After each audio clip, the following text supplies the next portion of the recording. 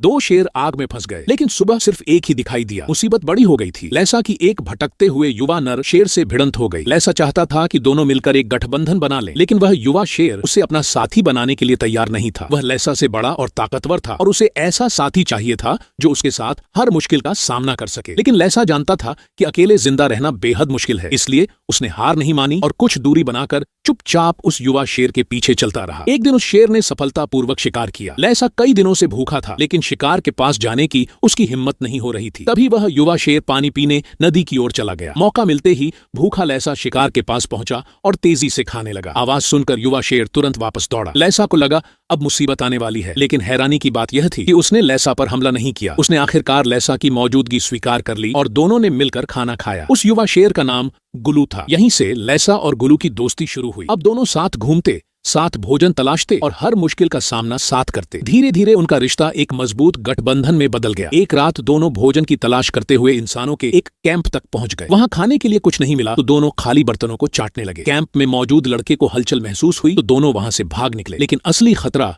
अभी बाकी था। अचानक आसमान काले बादलों से भर गया। तेज गर्जना के बीच बिजली पास के एक पेड़ पर गिरी और देखते ही देखते घास के मैदान में आग फैल गई। लैसा और गुलू पूरी ताकत से भागने लगे, लेकिन आग तेजी से चारों तरफ फैल रही थी। कुछ ही देर में दोनों आग के बीच घिर चुके थे। तभी गुलू को ऊपर एक छोटी सी गुफा दिखाई दी। अपने मजबूत शरीर की मदद से वह किसी तरह वहां पहुंच गया, लेकिन लैसा अभी छोटा और कमजोर था। उसने कई बार ऊपर चढ़ने की कोशिश की, मगर हर बार नीचे गिर गया। आग लगातार उसके करीब आती जा रही थी और फिर लैसा गुलू की नजरों से गायब हो गया। अगली सुबह पूरा मैदान जलकर राख हो चुका था। गुलू धीरे धीरे गुफा से बाहर निकला, लेकिन लैसा कहीं दिखाई नहीं दे रहा था। क्या उसका साथी उससे हमेशा के लिए बिछड़ चुका था? तभी अचानक दूसरी तरफ मौजूद एक गुफा से लैसा बाहर निकला। आखिरी समय में उसे भी छिपने के लिए एक सुरक्षित जगह मिल गई थी। दोनों भाई इस भयानक आपदा से बच चुके थे, लेकिन उनका पुराना इलाका पूरी तरह उजड़ चुका था। अब लैसा और गुलू को साथ मिलकर एक नई जगह और एक नया घर तलाशना था।